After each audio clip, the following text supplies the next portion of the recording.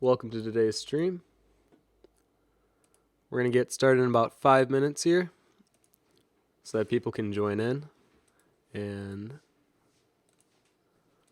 I can show you guys during this little 5-minute preview of what happened over the weekend.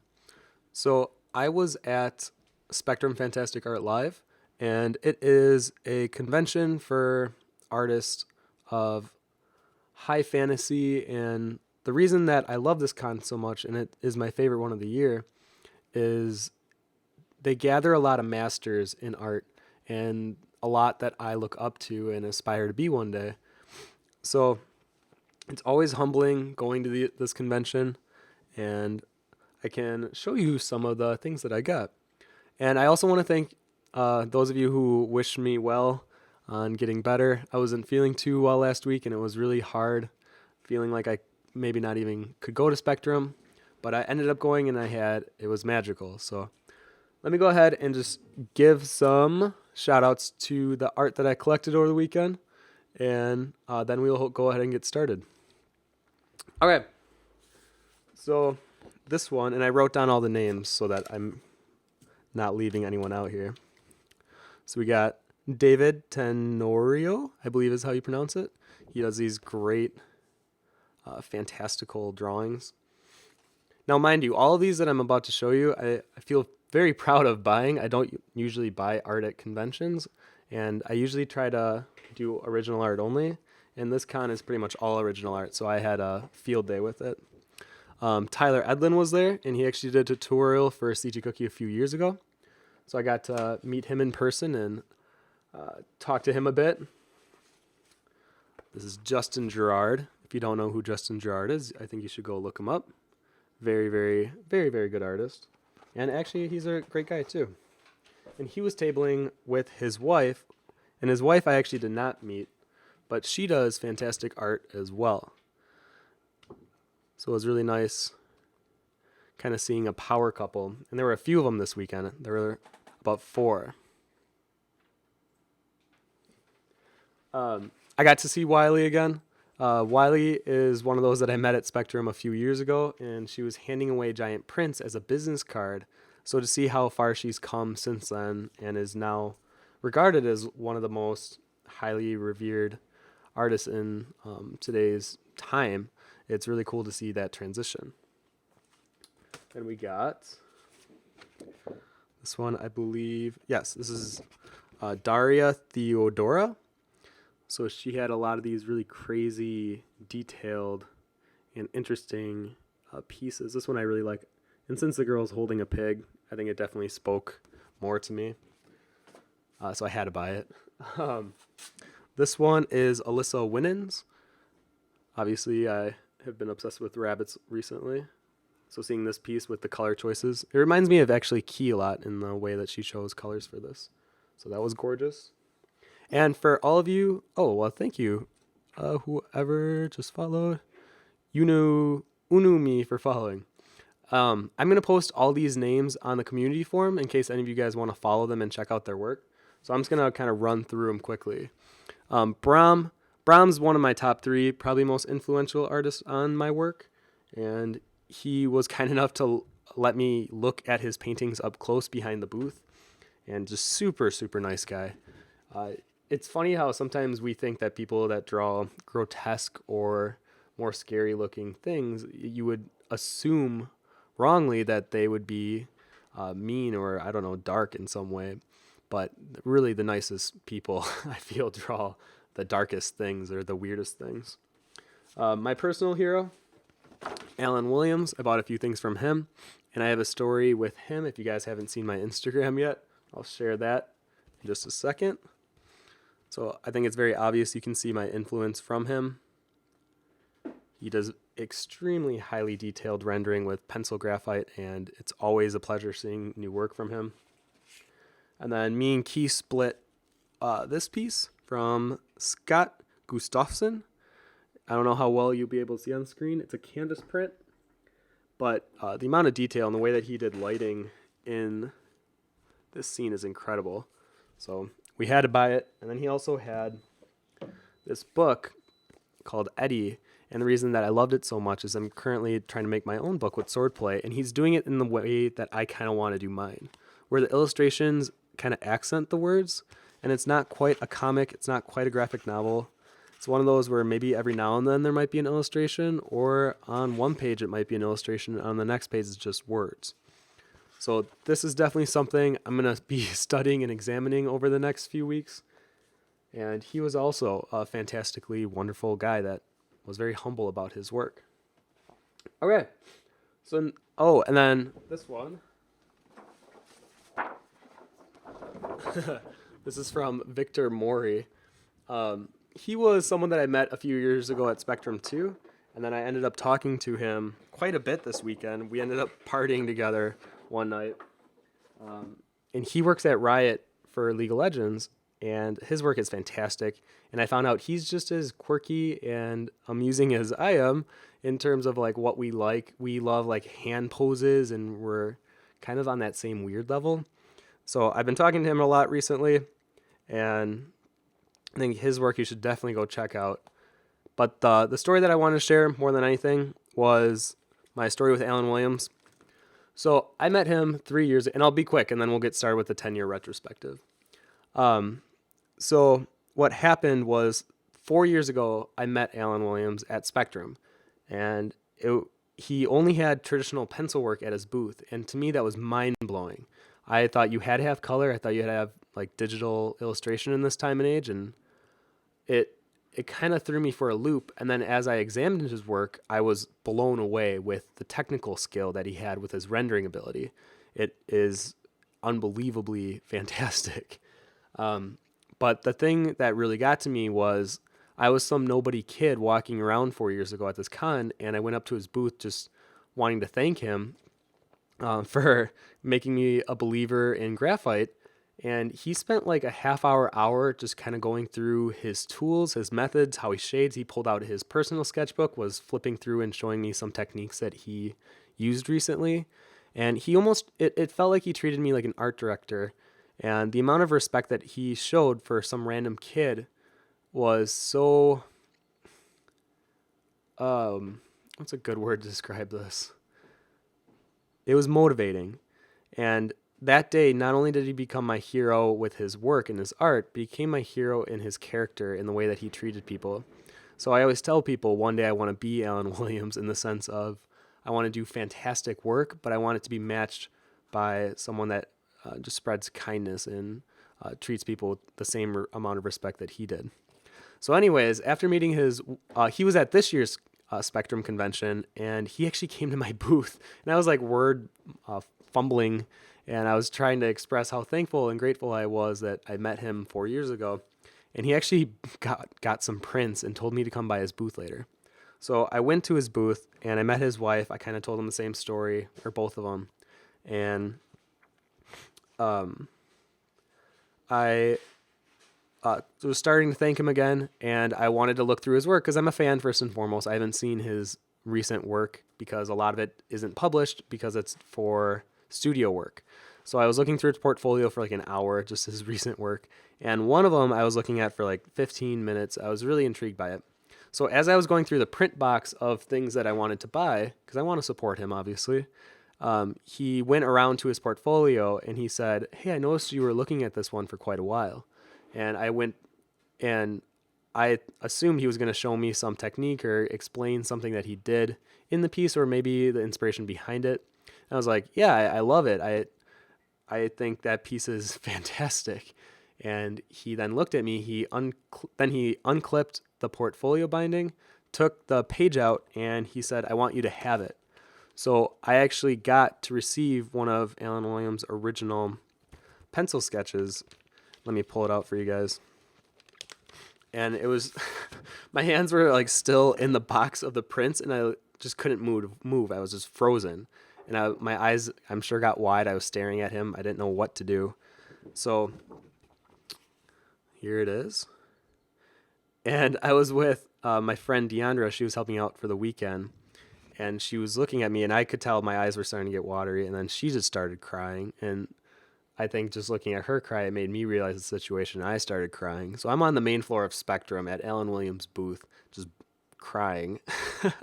And he gave me a lot of hugs, and it was a very surreal moment of feeling like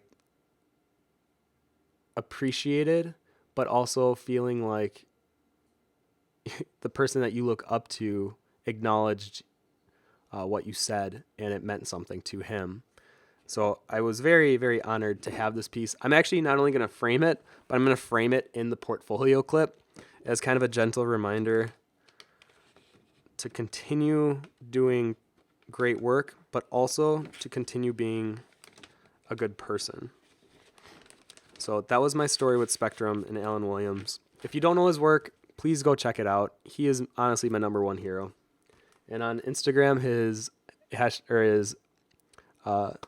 tag is @IJustDraw. So thank you, guys. I'm reading your comments now. Yeah, so that was my experience this weekend. So it's been kind of surreal coming from that, and then having the stream, which I set up a few weeks ago, where I want to do a 10-year retrospective of my art and kind of show you guys where I started and where I'm at now and how I got to where I am. And it's just a weird that it co-aligned with me meeting my hero and who had such an influence on my work, and then to give a stream kind of talking about how I got here. I thought it was a good thing to balance each other out. So, well, thank you guys. Yeah, it was, I was crying. And if you guys have any questions, please put @CG Cookie Concept before it. And now other people are saying they're crying. Aww, that's cute. Let it out, guys. Yeah. You all get fridges from me. I'll be honest, I teared up a little bit when you told that story. Oh. That's It was one of those, like, you don't believe it almost. Yeah. Okay. So let's see here. What did I write?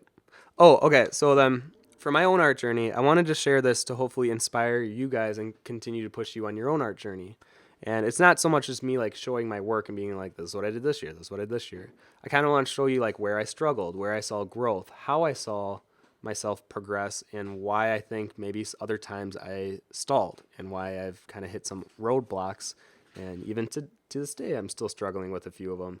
But I've always tried to be very transparent with not only my work, but my life. And I think this is just going to be another one of those moments. So if I ever kind of stumble on my words, or if I get caught up, just know that's because this is definitely a very personal thing for me. Well, I thank you, Lilo Romdi, for following. And that's why I wanted to share this. Okay. Oh, you guys are killing me right now. I mean, thank you guys.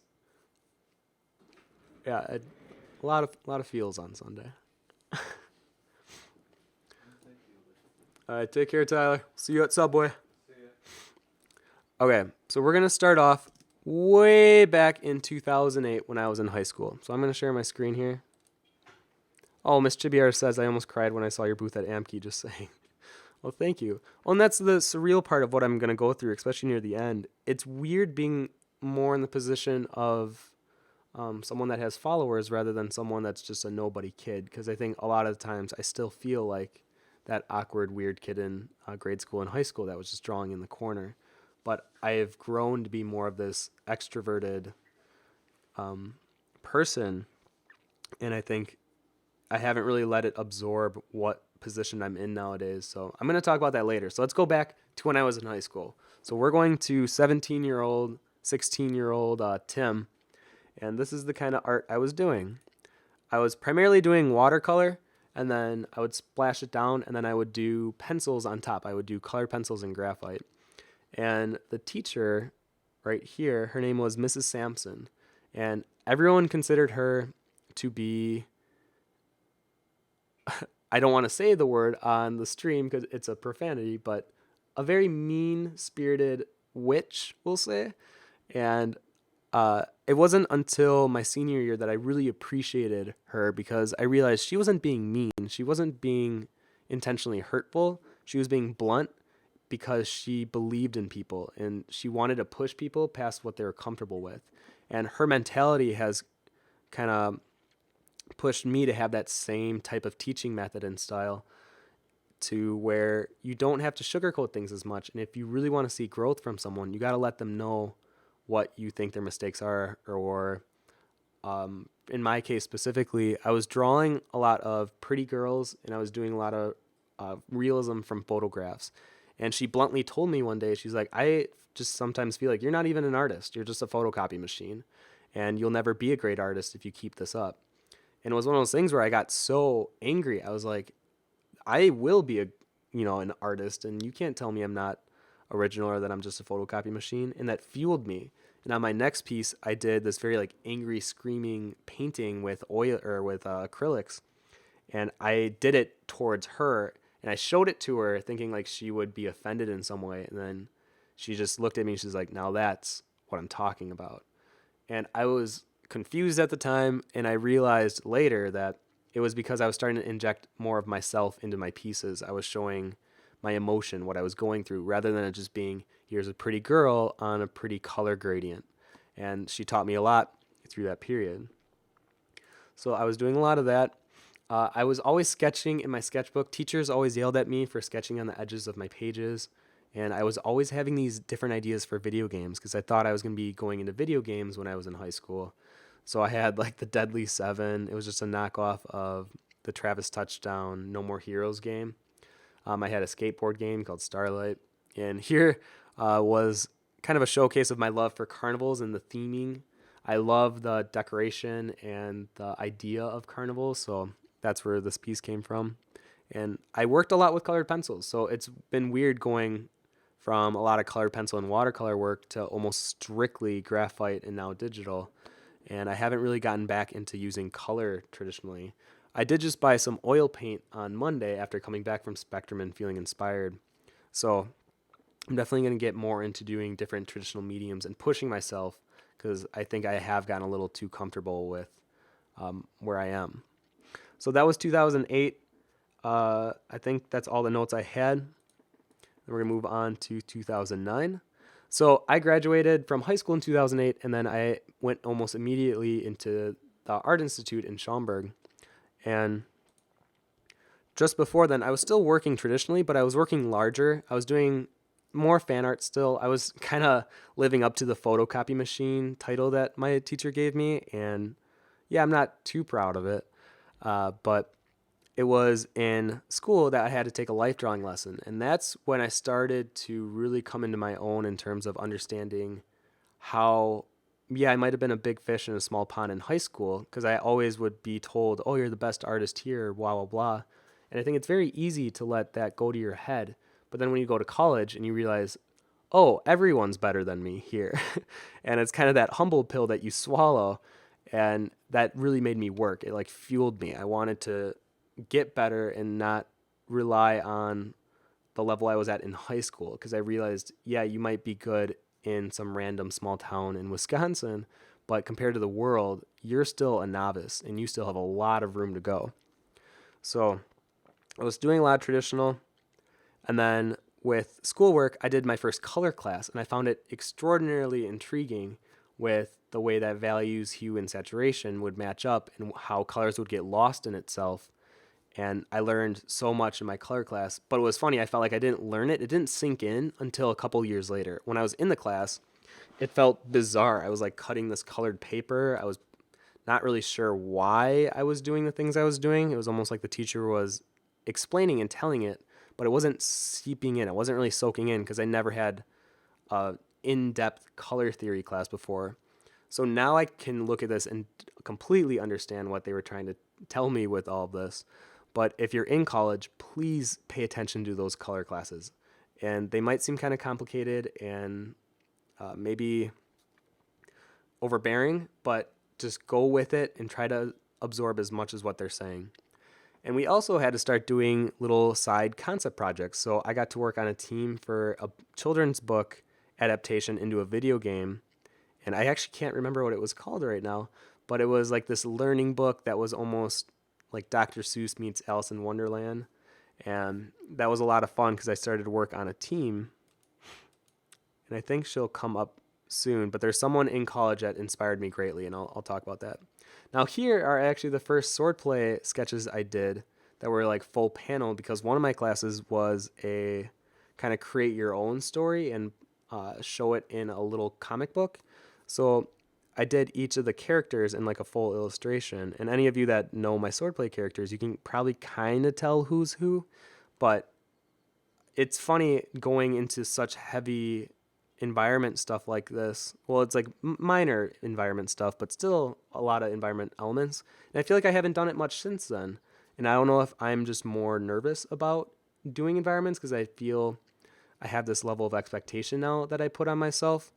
And I know that the quality that I would push with environments wouldn't be as good.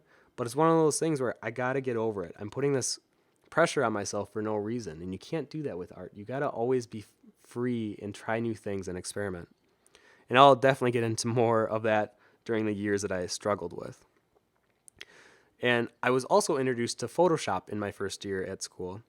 And you can kind of see the how, I'll just say, rough this was in the beginning. I took one of my pencil sketches here, this top left one, and the only way I knew really how to do anything with Photoshop was to color underneath.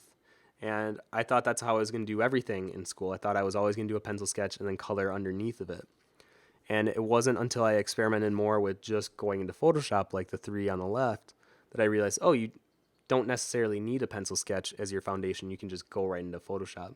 So it was a lot of not sure what I'm doing, playing around with different features. And my school, I went for game art and design, so it wasn't illustration. So there really wasn't a digital art illustration class. So what I learned from myself with YouTube and DeviantArt, but more than anything, the peers that were around me, my fellow students, we grew from each other. We were so excited about learning and to paint in Photoshop that when we learned a new technique, we would share it with each other, and then they would do it in return. And it was just constantly building our skill level, surrounded by other artists that wanted to build their skill level. So it was I'm very thankful for the people I went to school with. And I'll introduce, I think there's one of them shortly that I can show you. This was another book project. We had to think of kind of short story. And for mine, it was called In the Clouds. It was this idea that, well, their characters are Brian, Melanie, and Casper. Brian was Melanie's younger brother, and Casper was like the poor friend. And then Jude was Melanie's dog that was slowly dying. But the idea was the world was covered in water, and they have to live in these airships now. And to kind of figure out why it's in water now, you'd have to dive. They're called divers. You would have to dive into the water, and you'd have to explore the remnants and remains of what was under the water. So it was a really simple idea, and you were supposed to kind of showcase it in a way that created a theme. And I think for mine, I tried to create almost like an Art Deco meets like a modern, not anime, but like an animation style. But you can see I started using, this is when I can almost pinpoint my mistakes or my lack of understanding with digital art. I was using a lot of whites for my highlights. I wasn't really working with shadows very well. Everything was super stiff. I can very easily see that it just looks very muddy. It looks unfinished. And I think it's nice now to look back at it, but at the time, I thought it was the best I could possibly do. And this is going to be a reoccurring theme that I go through in my entire art career. So this was a fun little project. I actually had a blast doing this one. There's more pages, but I wanted to showcase the ones of the characters and at least the cover. So it was like a wraparound cover. That's what this one was. Okay, so 2010. This was, I think, the year that changed my life. I wrote down in my notes, work, work, work. I had over 200 digital sketches that I had in a folder, and I didn't want to upload all of them into this, but I wanted to show the ones that meant a lot to me. So starting in January, I just went. It was like, I kind of understood the basics of Photoshop. I had a bare minimum knowledge of layers and how to blend, and I just drew anything and everything. So it was like musicians, it was fan art, it was a lot of fan art. even with styles, I did these little Digimon things. I thought I was gonna, I don't know, get more popularity through doing fan art. And this is why I actually don't look at fan art as such a bad thing for artists to do starting off. Because how could I bash it if that's how I kind of got my footing? And I think it would be hypocritical if I didn't at least say, this is where I came from. I did a lot of fan art back in the day, and it didn't. I did gain a little bit of traction, but it wasn't until I kind of refined my digital skills further that it really kind of took off. But fan art definitely played a lot into my background and the way that I grew as an artist. So I never want someone to feel discouraged or feel like they're less of an artist because they're doing fan art, because it's not the case. And if you're excited about creating a piece, I think that's what should matter most. I think it's when you start doing pieces solely for monetary gain. I think that's where I got caught in my own head, where I wasn't enjoying it anymore. And I think that's sometimes where you lose the artist side of you. So if you genuinely enjoy making fan art, just know that there are some legal stipulations with it, and you just should be aware of them. But if you're having fun, just as long as you're learning from doing them too. So this is when I started to see the origins of my swordplay characters. I was so excited to finally get this story that I had since I was in 5th grade kind of off the ground, and I thought I was going to still make it into a video game at the time because I was going to learn 3D modeling, and I just started drawing them. So the way that I thought you had to draw things in Photoshop was quick sketch, refine line art, and then color. And I saw artists online put their color palette on the side, so that's what I did. And I think the purple was supposed to be like my edgy splash of color edition. That's why that one's there on both. I'm sure I would love to talk to the Tim from that era and just kind of pick his brain of like why was I making choices like the purple back in the day. But anyways, I would draw at the time there were 8. I drew all 8 of them, and this was in the beginning of the year. But then I learned right after I finished all of these what overlay and multiply was from one of my friends. And I was like, oh my gosh, I have to redraw all my characters. I have to use these new techniques and apply them to my swordplay characters. So rather than just applying those techniques on what I've already drawn, I then applied it to whole new drawings. So I redrew all of them again. Same manner. I started with line art, did color, but now as you can see, I have some extra colors besides just the purple. I have this yellow and red, and those acted as more of those overlay and multiply colors. So I definitely saw some growth from this to this, and I definitely had some fun drawing them. You guys know my Christina piece that I did recently. This was what she looked like back when I was in college. And I was so determined at the time that I finished all 8. And I think this was by the middle of summer. So I redrew all of them. And this is the same time where I started thinking, well, I want to start making environments with my characters. So this is when I started to do the environment. And if you guys can recognize this is the chase piece that I did, but on a different angle. And the finished version that I did recently looks a lot different, but I think it's kind of cool to see the comparison of where it started versus where it ended. And this was another one of those cases where I was really proud of the one on the left. But now looking at it, I can just see so many problems with it, and the execution just feels a little underwhelming. Now, there's still things that I can look at the right one and say what could be fixed and what could be better, but I think it's because I did this about a year ago, so I can see the difference. But this was back in 2010 when I did the left one. I was just so ambitious at the time, I wanted to just draw everything and anything. So along with the fan art and the swordplay characters, I was also experimenting like crazy with brushes, with styles. You can see up here, this is when I first was introduced to kind of a soft textured brush, and I just had a lot of fun doing some grayscale studies. And then I loved playing with just a hard edge with a solid opacity. That's what the bottom right two are, and even this one here. And then on the top right, I was first introduced to texture and doing material overlays, where you can then have the texture kind of show through on an overlay layer, and it has that subtle material look to it. Now the bottom left, these were my four best friends in college, and the one specifically that really pushed me was Nubia, who is dressed as this panda girl. And I drew her also as kind of like a Avatar Last Airbender meets a little more heavy anime chibi style. But her work always inspired me, and I always thought she was such a powerhouse of an artist that whenever I did something that I was proud of, she would like come back and do something even better. And I was like, "Ah, like you got me. Now can you explain how you did that gold area?" And that's how we would always kind of one up each other. We would like learn something new, but rather than like keep it from each other, we would always share. So I think our bond really cemented throughout school, and without her, I don't think I would have been as strong as I was near the end of my school career. So I'm very grateful that I had Nubia with me. And I still talk with her now. She is a higher up at Zynga in Chicago, and she's doing very, very well for herself. She was definitely like a businesswoman first, so I'm very proud of the success she's had after school. Now, lastly,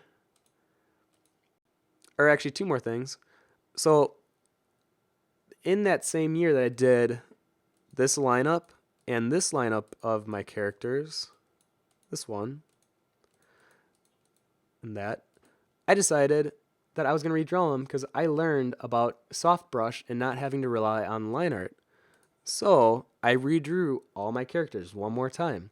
And you can see here, there is quite the difference between this and this. It was almost like this felt more digital and this one felt more traditional. Why, thank you, Wyrnar, for following. And thank you, Barry Noodle, for following. So I redrew all my characters again, and I felt like I finally kind of found my voice. And this is all within the same year. So that's why 2010 was so big for me, because my mindset at the time was don't think, just do. And that's all I did. Every time I got home from school, I would just draw. And that's something that, looking at this and kind of organizing my life the past 10 years, I wanted to tell you guys I grew the most from just drawing more and more and more. So if you make it a habit to draw every day, that's why you hear it all the time from artists that are teachers, that are masters that you see on YouTube, even like Bobby Chu or Cynics or Sycra, or any of the ones that are you're constantly seeing work from them. It's because they improve as we do from just drawing every day. Thank you, Lena2635, for following. So let me just show you kind of a compare and contrast of the same year. So I did this within 8 months of each other. And I don't know about you guys, but I feel like I can definitely see the visual difference between the left and the right one. And there is an understanding of other things at play. And it was just within that year. So 2010 I always kind of mark as a big year for me in my art career. And then this was one that it was very weird. I did this just I was feeling lonely one night, as artists sometimes do. And I drew this, and it actually gained some traction on social media. And I was never one to play the social media game before this, but this one kind of intrigued me. Like, it slightly cracked the door on social media and what it could be. And I was just like barely peeking through, and I was like, what's in there, you know? And it definitely led to me having at least a deeper understanding of it, but I still feel like there's so much with social media that is hard to kind of nail down. So anyways, moving on to our next year, I graduated from school. It was a 3-year school, and it was just a lot of portfolio buildup. So there's Nubia again. I redrew the four of us all the time, and we were called Rosa Rejects. And they would also draw us. So it was like constantly making fan art of ourselves, and it was just so dumb. I think we just wanted to impress each other, and we finally had art friends. And I think that's something that maybe I'll quickly touch on is usually artists, we're weirdos. And all through grade school and high school, I never was actually picked on. I never got the bowling aspect that I think a lot of artists do receive, because I was still into sports. I was the captain of my tennis team, and I played volleyball. I was on it was easier, I would say, for me than it was for most. But I was still the quiet kid, and people knew I was good at art, but I never really talked to many people outside. I had like 3 close friends in high school. But besides that, I was a weirdo. And I used art as a way to escape from the world, and it was just something all your own. You create almost a space that you feel comfortable in, and that's why we do art. That's why we're artists. So going to college and meeting so many people that had that same mentality and that same passion, I connected very very hard to them. And I think that's why we kept making fan art of each other, just drawing each other, because we wanted to show how much we appreciated each other. But since we were all poor, we couldn't really necessarily give each other gifts. We would give each other our time, but we felt like the one thing we could give was art. So I think that's why was when I was looking back through all my art in college, I had a lot of Rosa Reject drawings. So here's some more, and I had to create a pixel 2D game that you can actually run around and play, and that's what this on the bottom left is. So I actually know how to make a dumb little pixel platformer game, and I may link that in the community. I still know where it is, and it can still be played. So I was building up my portfolio. I was just trying to pump out more characters. I got a portfolio review from someone at WB Games at the time when they were making the new Mortal Kombat in Chicago. And they gave me some great advice on how I should move forward and how I should develop my characters and what I should focus on. So I really tried to refine what I was working on rather than pumping out more. It was like refining what I already had. So you can see here's Bry again. I gave him more of a passover, and just I try to take what I learned since I first drew him, and that's what I came up with. So then, oh yeah, I'm gonna show you guys a little bit of my 3D because I went to school for 3D game design. So the first thing I ever modeled was this elephant mask on the top here, and then here are just some of the swordplay characters I found and some environmental assets. I knew very early that 3D was not my thing, but I'm so glad I took it because I learned so much with adding value. In this top left image, I think is perfect to kind of summarize what you can learn from 3D. I learned what orthographic and perspective was. I understood what occlusion shadows were, and I definitely got a deeper understanding of lighting and how much that can affect the impact of your work. So I'm very appreciative that I took 3D, but at the time it was frustrating. Let me tell you, it was not my jam. And here's some of the ways that I would start characters. I would do silhouettes, and I would do like really rough ones in digital. Then I would fill them in. And here's just some more messing around. I'm not really sure what I was trying to do. I kind of was going more toward realism, but I still liked having a little bit of a style. And this is when I started taking on commissions for the first time. I didn't think I would get any, and I actually did get a few. They were all fan art except for like 2, but it was definitely a learning experience. The thing that I learned the most in 2011, though, was how to be professional and how much of an impact your presentation of your work can be. So up until this point, it was just like you're making a lot of art, you're sharing it with the world, you don't really know how to present it, you're just doing art because that's what you enjoy doing. But when I graduated, I kind of learned, okay, I need to start making a theme for my portfolio. I need to start making it look cohesive.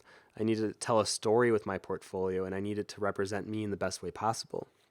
So that has really affected me up until now. I feel like not only do I want to make great art, but I want to present it in the best manner possible. So, and I think school allowed me to understand that, especially going to portfolio reviews and then having the portfolio show, you have to, put your best foot forward. And it's not to say that every artist should be wearing a suit and tie every time they want to get a job, but you should put the best version of yourself in those situations and give your art the best possible platform you can to showcase the quality and potential of your work. So right out of school, I actually met Wes and Jonathan, who are the owners of CG Cookie, at my portfolio show, and they asked me to come in and do a tutorial for them. Now, up until this point, I didn't even let people look over my shoulder for my art. So it was very bizarre having to record myself draw and then talk over it while drawing. And some miracle, they liked the tutorial enough where I got called in to do more work for them. And what people don't realize with CG Cookie is the first 6 months, I wasn't being paid on a salary, or I wasn't getting a steady income. It was very low. And it was because CG Cookie was small at the time. So I was getting paid maybe like 125 per either tutorial or concept job that they needed me to do for Jonathan to record for Blender at the time. And I just wanted to prove myself so bad. I wanted so bad to feel approval from someone in the industry. And that's why with CG Cookie, I really wanted to just impress Wes and Jay. And I was just making any tutorial. I was pumping out like 2 a week. And that's what these are on the right here. The quality, looking back, may not be the highest. I can now look at that and admit, yeah, they looked interesting, but I was so determined at the time that I think it wasn't so much quality that I was focused on, it was quantity. And I just wanted to show them that if you give me some, if you give me an opportunity, I will prove myself. And that's what I was trying to do. So 2011 was just learning about presentation and then getting my first job with CG Cookie. Let me see if there's any questions really quick here. Andrea Lick says, I think I found you around this time with this lineup of swordplay. Oh, wow, really? Wow, yeah, that's a long time ago. Darcy Babb says, about how long did it take you to paint each of these profiles? Those were about 5 hours, I want to say. Unless if you're talking about the full swordplay characters, each of those took me about 8 to 12 at the time. That's what it would take for me to do that. Okay. Art of Wobble says, link it. I want to do a fan art of your game. I'll link the game in the community post after this is over. So then 2012 was when I saw my quality kind of spike. I think for artists, you can look back in hindsight and kind of see, okay, that's where my quality was. Where do you plateau? Where do you kind of grow? Where do you plateau? And hopefully it never falls, but you can definitely see the ups and hopefully not too many downs of your quality. And 2012 for me was, I realized I was pushing quality finally. And I think it was just because I was more comfortable rendering things. I was getting a little more familiar with how Photoshop worked, especially teaching. I didn't realize how much I could learn from teaching others. And thankfully, CG Cookie was not only my job, but in a weird way, it was also like a workshop. And I constantly was able to improve my own quality in my work. So in the top right was kind of like an amalgamation or a collection of all the things I've done up to that point. And I think I need to do that more, where I have to absorb what I've done, because too often, as soon as I finish a piece, it's already out of my mind and I'm already thinking about the new one. I don't take the time to really appreciate what I'm trying to do with my work, or maybe what I learned in that piece. I think I'm a little too fast paced nowadays. So it was good to have this live stream to kind of reflect on my art over the years. So this was a lot of fan art. This is actually all fan art. And Singed was from League of Legends. This is the first time I got some recognition from the industry, as I thought back then. But it was a summoner showcase. I got featured on League, did like a weekly thing where they would showcase art that artists do for the game. And I got on the YouTube video. So I remember just being like really excited and giddy at the time. And the thing that I wasn't expecting is, I always thought I would be pushing for realism, and that would be the thing that I would always strive for. But around halfway through, I realized maybe realism wasn't what I was wanting, but maybe something a little more artsy, a little more painterly. So that's when I started doing things that maybe not were not necessarily realistic, but it had more of a painterly look to it with some realistic elements. And this is when I thought I was going to redraw my swordplay characters again and take a step back from the realism that I did with the third lineup and do more of a painterly approach. But I never actually finished the entire lineup because I was so confused in my own mind on which one I liked better. And to this day, I still struggle with that. And that's something that I want you guys to hear is I hear a lot of people say I have a defined style, and it's almost always referring to my pencil stuff. But with digital, I still feel that I'm learning and that I haven't found my voice in my digital work. And this started back in 2012. So it's been kind of a weird journey since then of trying to decipher, do I like realism more or do I like stylized more, and trying to mesh the two into something that I can call my own, but it hasn't quite clicked yet. So I'm hoping eventually I can find that. But I think part of the problem is I don't do enough digital. And if there's anything I can learn from my 2010 year, it was you grow the most from just doing. You got to keep producing more and more work. Now, the interesting that happened with CG Cookie was the tutorials, all of a sudden, they didn't look like the tutorials I showed you in 2011. All of a sudden, the quality in the output of the tutorials was going up. I started understanding how to teach more, and that's where these kind of blew up on social media, especially with DeviantArt, and it was bizarre. I wasn't sure how to exactly handle the recognition I was getting, but I was like, oh, I want to keep pushing. I finally got a taste of it and I wanted more, and I wanted to continue on that path. Because for me, CG Cookie like took a chance on this kid who was 21, just graduated. So I wanted to show Cookie, like, I want to make you guys money. I want to do tutorials that people will actually want to watch. So I really pushed myself on the quality end. And this is when I think Concept Cookie started kind of coming into its own. So that's why this is like the beginnings of Cookie that you're seeing here. And the other thing that we did at CG Cookie was we created our first iOS game that year. And I had the privilege of working with Nubia, who I talked about earlier, and my other friend that I went to school with, Paul Hoffner. Now, he graduated before I did, but today he actually works at Riot. And not only does he work at Riot, but he was sitting next to Victor Mori, who I showed you earlier, and now they work together. So it's one of those things where it's like, it's a small world. And I feel like it happens more and more as I get older and the more artists that I meet, you really start to see the connections and the interwoven webs between artists. So this was a really fun experiment for me because I was so focused on realism. And I think that's why this almost maybe pushed me into understanding that it's okay to not do realism and have fun with more stylized, cartoony looking characters and proportions and style. And I actually had a lot of fun with the first heat sheet. The only things that I probably didn't have as much fun with were the icons and the environments. Wes really pushed me on these.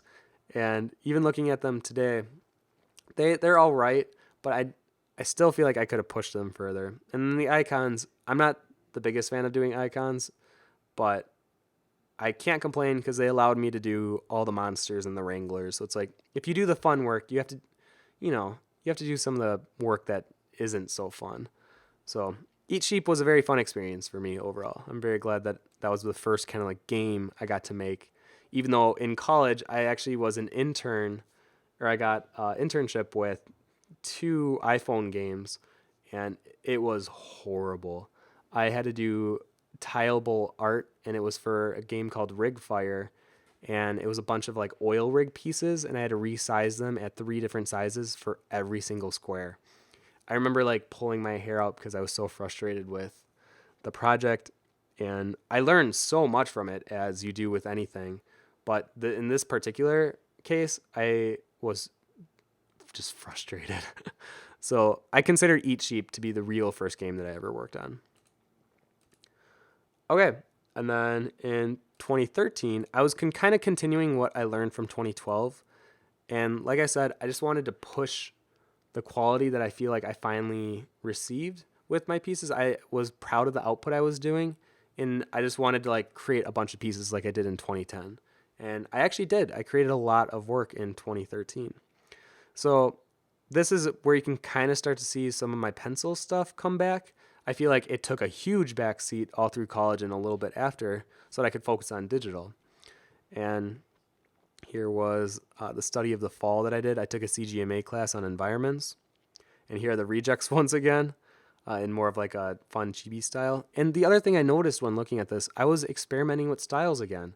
I realized that I don't think I can just be happy with one style.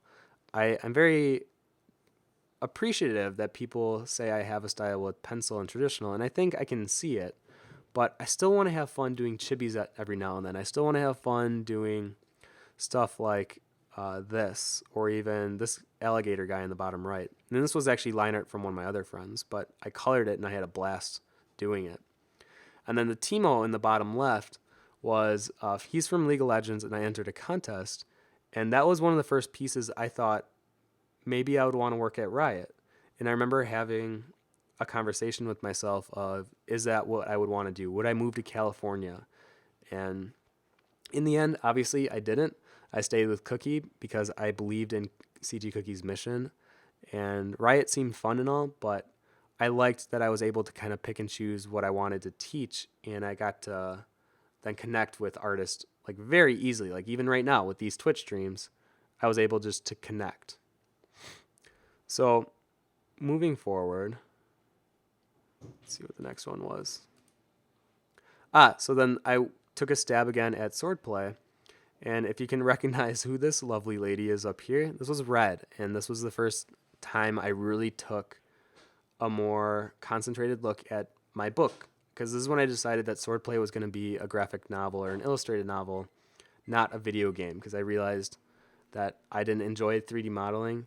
And I still wanted to tell the story that I've had with me since 5th grade, but I wanted to do it in a way that felt appropriate for my capabilities. And if you guys know the finished result, it definitely looks a lot different because I was able to push myself on it. But originally, this is what it looked like. Now, this was another interesting thing where I love doing quick sketches. And at the time, this is how I would start my digital sketches with characters. I would do a very rough sketch and then I would paint on top. And this one I finished, and I remember trying to make it look as 3D as possible.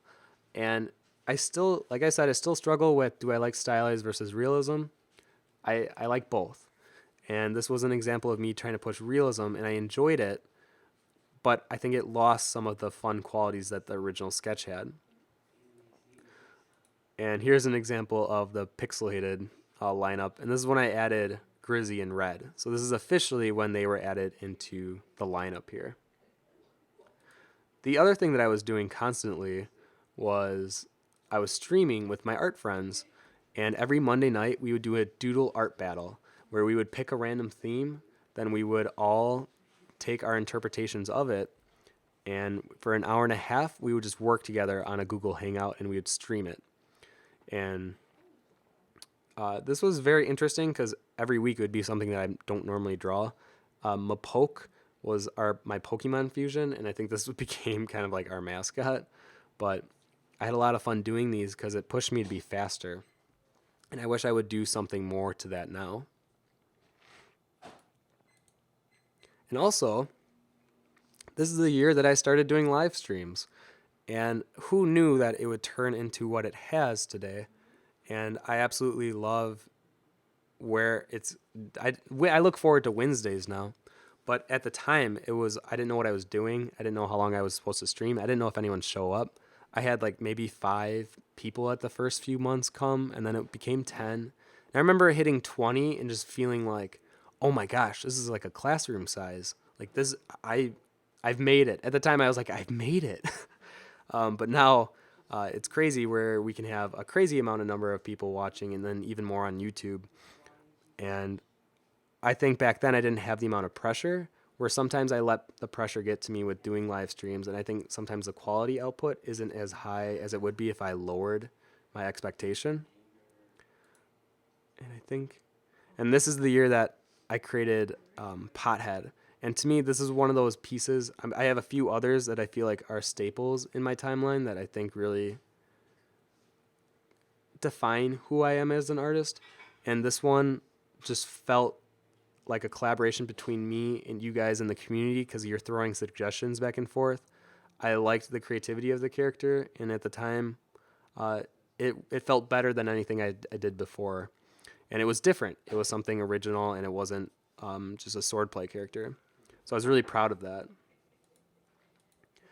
And this was also the year I started taking on commissions. And these I haven't really shown many people for obvious reasons of being a little bit more on the risky side. But I did pixel commissions. I think at the time they were $15, and I would just like pump them out. These are 5 examples, and I did a Jinx one. Actually, I had a lot of fun doing the Jinx one. But then I did this World of Warcraft fan art, and this one I remember being really proud of because I didn't just treat it like a commission. I tried to treat it like a personal piece and give it the time and attention that I would with any of my other work. And this seemed so much better to me than the red drawing that I did. And that's when I realized I can go further with my illustration work as long as I give it the amount of care that I gave this one. So that was definitely an interesting thing for me to learn doing commissions. And I think everyone should do commissions at some point because then the subject matter may not mean as much to you, but then you can really focus on the execution. And this was also the year I realized I like drawing traditionally. I like and enjoy just doing graphite on paper. And I didn't think anything of it like marketable. I didn't think of it as a sketchbook. I didn't think I would sell these. This was just for pure me needing to draw and getting it out. And I'm not sure if I always feel that nowadays. Sometimes I feel like with every piece I do, there's a level of not only expectation, but there's a level of subject matter and what people expect to see. And it's this weird thing where I feel I've put myself under a microscope and I almost am nervous about posting some of my work if I feel like it doesn't hit the standards that the followers expect. And the more that I've talked with Key and Sean even last night, I've realized that a lot of it is just self-inflicted. You put these weird constraints and thoughts in your head when really people are just excited to follow you. And if they really do enjoy your work, they're going to be okay with seeing you experiment with different techniques or styles or subject matters. And that's something that I'm still learning today. And that's something I think I still struggle with. And in terms of CG Cookie with 2013, this is when exercises became a thing.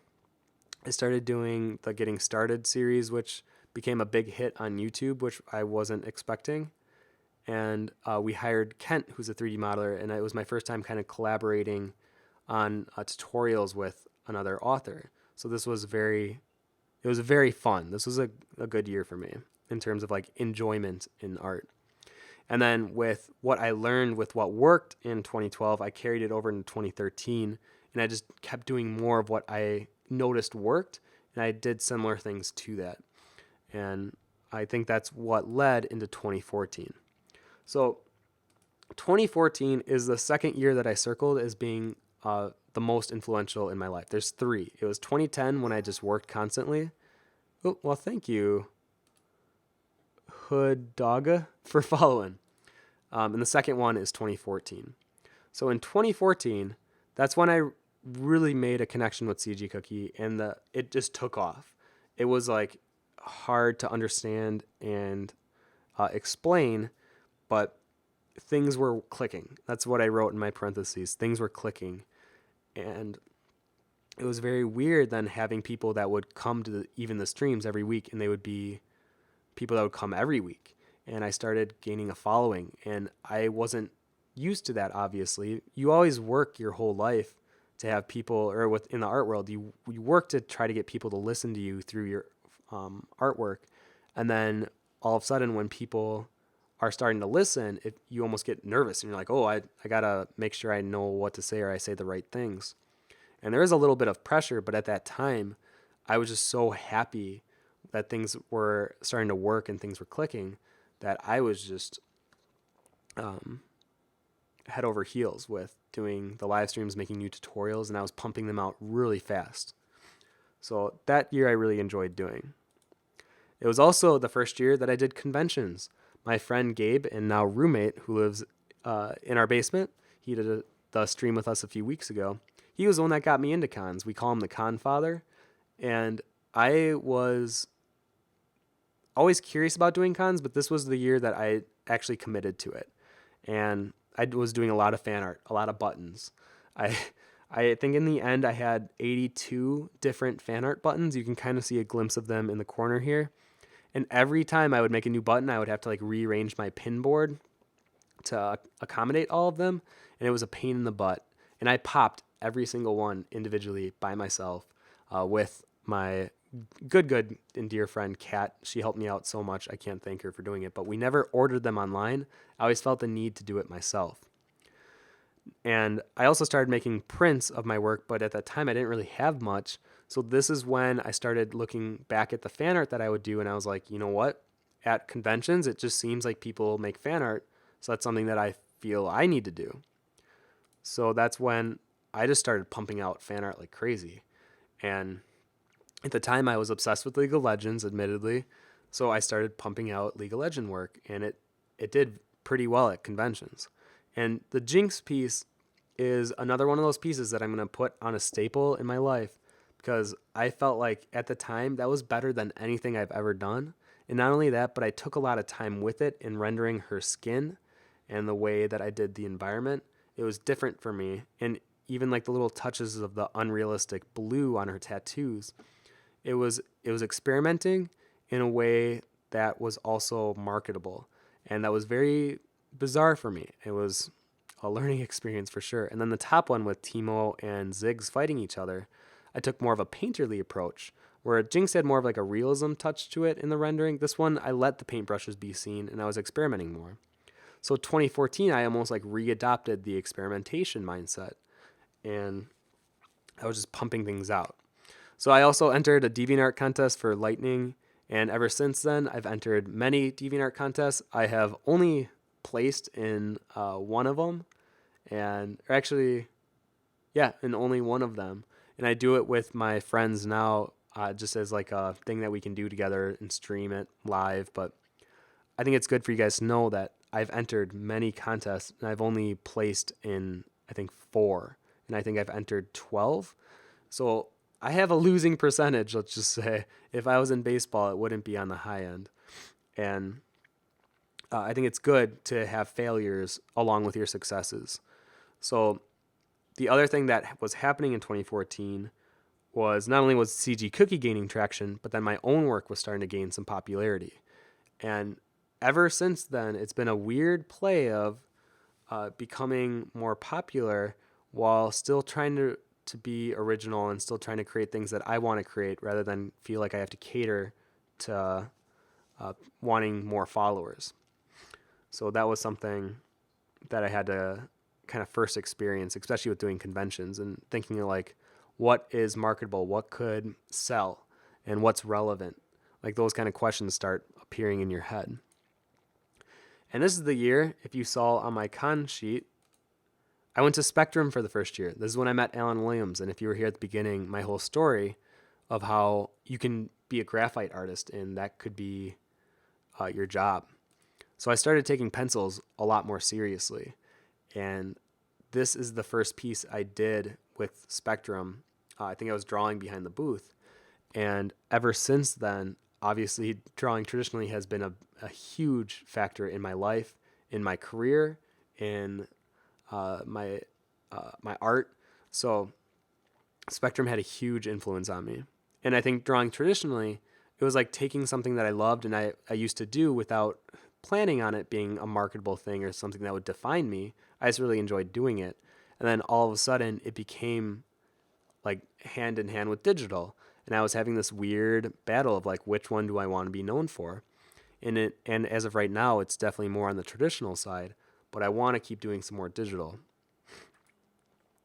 So then the thing that was happening with CG Cookie too, not only was the tutorials and the exercise that I was pushing out gaining traction, but then we started hiring, or I took a lot of these artists that I looked up to and I thought could create some cool tutorials. I messaged them, I talked with them, and we convinced 13 to do tutorials for us in one summer.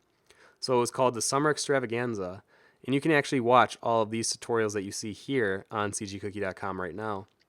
And the idea was that every single week in the summer, there would be a new tutorial by a new artist. And it blew up. This was what I considered the peak of Concept Cookie, because things were working on my end, but the things were working with a third party artist, and finally CG Cookie, the concept side, had kind of its own identity, its own brand, away from Blender Cookie, which at the time, and still is to this day, the bread and butter of CG Cookie, but finally concept kind of created its own little niche as well. And the last thing I want to share, this is the third staple piece that I consider to be defining in my life, because this was one of the drawings that I had from my doodle art battle. I didn't like the end result, so I wanted to work on it further after. And I loved working on this, and it didn't have a realism sensibility to it. Instead, I worked with flat colors. I worked with the flow and the fluid motion of her her accents, like the moss or the vine, things that I rendered not in a realistic manner, but in a way to help the actual composition itself. So this piece will always be one of those that I I define as so important in my life, because I realized at this piece that I wanted to do more of this. This made me happy, not so much with some of the realism things I was doing, but things like this. So that's another one of those pieces I put up there. The other thing that happened with 2014, and why I also put this down as the biggest year in my life, is because my little cousin died from cancer early that year. It was in January. And I also asked if I could work from home from CG Cookie, so I moved back to Wisconsin. So the weekend I moved back from Wisconsin was the same weekend as his funeral. And Greg, who that's his name, he had an older brother, Jake. And me and Jake, we lived like back to back. Our parents lived in houses that were back to back. I have a big family. My dad had 13 brothers and sisters, but this uncle in particular lived right behind my dad. Anyways, me and Jake started hanging out like every other day, and I feel very lucky that Jake opened up to me right away, and I became like an older brother over the next few months, and that was very much on my mind to take care of him.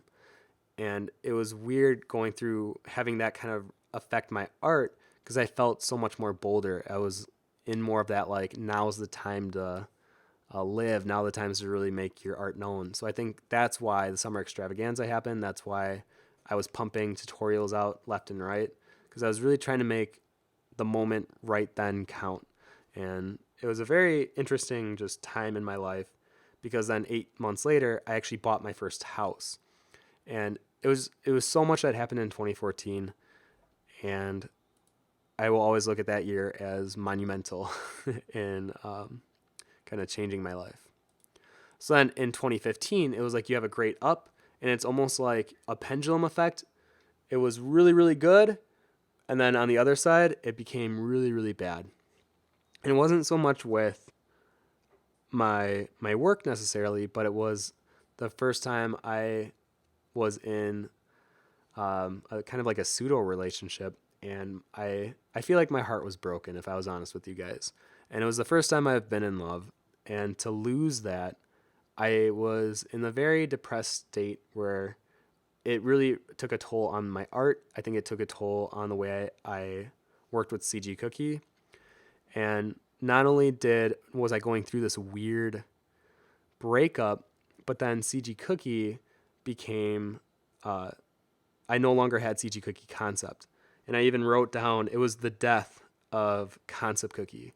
And that took almost a heavier toll on me, because I feel like I've worked the past 4 years to build up concept cookie. And then all of a sudden it was being taken away, and it was being absorbed into CG Cookie as a whole.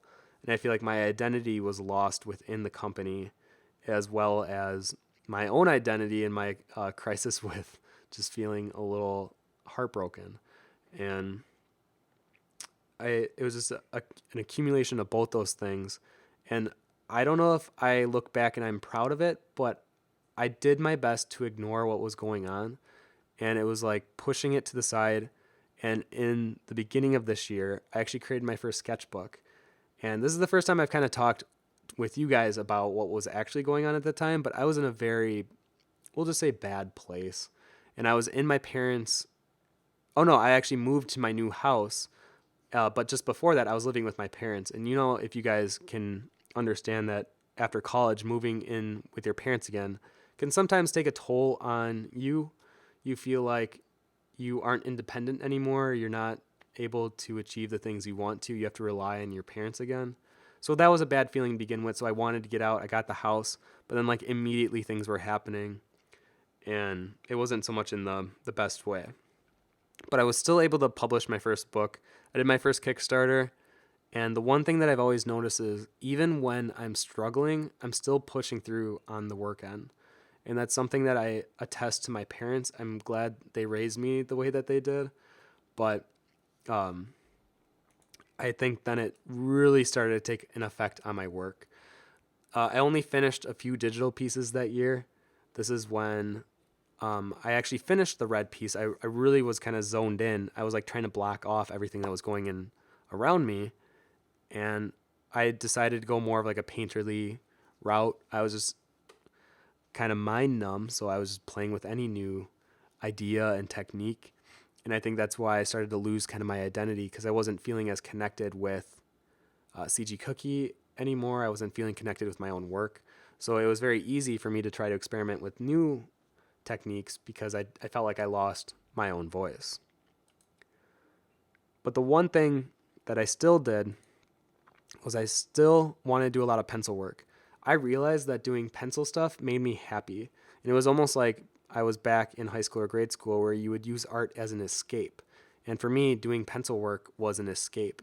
And as soon as I finished my first book, literally it was like the next day, I wanted to make a better book. I wanted to make it bigger. I wanted to make it more, I wanted to have higher quality. And I actually just recently finished the new sketchbook, and a lot of you guys backed it, so I can't thank you guys enough. And that book will be shipping in June, just for those wondering. But that was one of the goals I had after the breakup was I want to just show myself as an artist. This is what I want to do. I want to give it my full time and attention. And I think, still trying to ignore what was going on in my life. And I think part of it was I signed up for about 12 conventions that year. So not only was I going through the hardest time in my life, but I had so much happening in my life at the time. So I was just pumping fan art out. And I knew that this is what would sell. I don't know if I was happy with it necessarily, but I thought making more money would give me more satisfaction in feeling like I'm successful in art. And I've very, very well realized that now money does not make a successful person at all. And your own understanding of what happiness is and what a successful person is isn't so much a monetary value. It's more of like what I was talking about earlier with Alan Williams. It's how you treat and respect other people, and you work and you try to be the best that you can be for yourself. And this was actually the year that I met Key, and now she lives with us. So that was awesome. So it's like even going through dark times, if you can push through, you'll get this pendulum back onto the happy side. Because if you try to block all the bad things that will happen in your life, you miss out on the good as well. So I think it's healthier to still put yourself in those situations where you can meet people and where you can be out of your own little bubble in your head and almost like be distracted, but then realize maybe those distractions are helping you actually understand and move past what happened to you. So then, like I was saying, this was the death of Concept Cookie. It affected me more so than I knew at the time. I thought it was a cool idea, and I thought it would be maybe admittedly less work for me since I was the only one on the concept side and I've been doing it for 4 years. So I just assumed it might be easier. But in actuality, I missed having that level of control, that level of having my baby, my Concept Cookie, and I felt like it was given to me. It was like I adopted this baby, and then after 4 years, it was taken away from me. And it was weird. It was a very weird mental state to be in with Cookie at the time. Now, I was still working with swordplay, but since I was having this weird break from realism and trying to have more of a painterly style, I was actually able to focus more on drawing them and getting it more to a place that I liked, even though I knew it wasn't full realism. And this was actually the first time I ever received fan art. Now, if any of you guys make your own story or create an original character, receiving fan art when you don't ask them to or it's not prompted and it just randomly appears on your feed or they send it in your mailbox or your inbox, I mean, it's surreal. It it was one of those moments that I'll never forget because I thought then I was like my art has affected someone in a way where they felt compelled to draw the character back for me. And as an artist, that is such a cool feeling. And that's why I think the past few months it's taken me kind of that level of understanding of this is why I do art and I need to continue doing this because as artists we touch people in a way where they feel understood and then you feel that back and then making art becomes more than just drawing pretty pictures. It becomes something along the lines of helping another person who might just need a little bit of a pick me up. So receiving this red fan art was very special for me. And now, I mean, the fridge is full of them. This is surreal. Having a fridge of fan art on it it's, I don't even have words for it. It's a very cool feeling. Okay. I think those were all of the ones here. Yeah, and I was just pushing pencils. I really wanted to prove myself with pencils. So 2015 will always be probably the worst year of my life, even though a lot of great happened as well. So now 2016. All right, this was an interesting year. So coming off of what I consider to be the worst year, I kind of had a pretty awesome year. I feel like I got a lot of my healing done near the end of 2015. So going into 2016, I kind of felt motivated in a weird way of like after receiving that fan art, especially of like, I want to create art for others. And this was the time that I finished Chase, the drawing that has been on the back burner for years. I finally was like, you know what, Tim, you're going to finish this right now. And it took me about a month or two, but I finally did finish it. And later that year, I struggled a little bit with like, do I like realism more? And that's why I did this Chase study on the right here. But I felt good moving forward. And the thing that I also realized was I can sell my original art. Now, I'm going to get more into that in just a second. But there were three things that happened pretty early on of 2016. Actually, I'm going to say four. First one is I actually made it into Imagine FX. And for me, that was like achievement unlocked. That was like a badge that I wanted to wear and that I've always looked forward to doing that.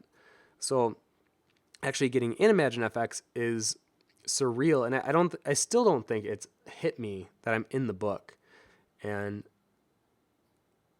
it's one of those complexes that artists have where sometimes they feel like they cheated their way in, or they feel like they're a phony and somehow you like tricked other people into thinking that you were good enough for something like Imagine FX.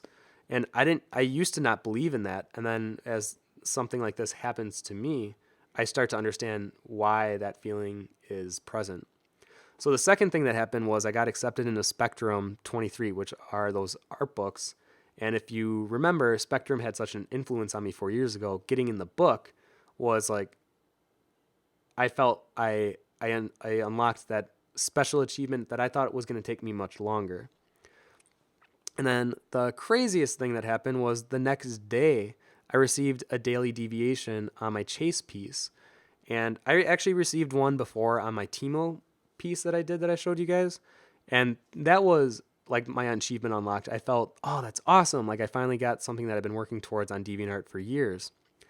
And getting it on an original illustration for the book that I'm trying to create, that meant the world. And I think it's still the reason why I want to create swordplay today and why I need to give it more time and attention because of these reminders of why it means something to me. The fourth thing, I got a Cintiq for the first time on a larger scale. And I thought this was going to like solve all my problems. And like, boy, was I wrong. I feel like it actually created some more problems because then my tablet didn't work anymore on my computer. So I had to rely solely on my Cintiq. And I feel like, yeah, it may solve some problems, but it actually adds to others. And that I can say for a different stream. I think the biggest thing that is probably obvious is I'm moving my arm more into shade. It's a lot more work. Where before I could just do like tiny strokes on the tablet and it would shade and fill in an entire area. But now I feel like I have to like really work the entire surface area of this Cintiq to get the entire painting. And it's tiring. And in a weird way, it makes me not want to do digital because of that. But I'm going to save that for a different stream. The one, two, three, four. The fifth thing was I stopped selling fan art at conventions. Now, this was a decision I made not because, like I said, I actually approve of people doing fan art, and I think people or artists starting out should dabble in it if they're interested in doing so. But for me, I was starting to sell original work. I was starting to sell my original pencil sketches and my swordplay pieces and my books, and people were buying them. And I was like, oh my gosh, I can go to conventions and not feel like I have to rely on fan art to make money. And CG Cookie was paying me more than enough where I felt very comfortable. So I was like, you know what? I'm okay with the idea of taking a loss in finances to kind of put myself out there with my original work and have swordplay and my pencil sketches be the main focus of who I am as an artist and what's representing me. So that was a very interesting time because I was so focused on fan art the past 3 years doing cons, and especially with buttons. I had so many buttons that it became surreal now going to conventions with, even today, going to conventions with just my pencil prints and my 4 swordplay illustrations and making like double and triple what I made before with just fan art. So it was something that I thought was going to be a big loss for me, but in a surprising way, it actually was more of a gain. I just was scared to take that jump and that leap of faith, but I'm glad I did. And I hope and I inspire some of you guys that maybe want to do more original work, or if you do conventions to sell more original work, just know it's possible. And I have 5 other roommates who only sell original art, and we all do pretty well for ourselves just selling original. Okay, so there was some digital that I was proud of, but for the most part, this year was not my year for digital. It was definitely very traditional focused, and I think it shows in even my Instagram. It's like 95% pencil drawings and 5% digital. But there were a few that slipped through that I did enjoy making.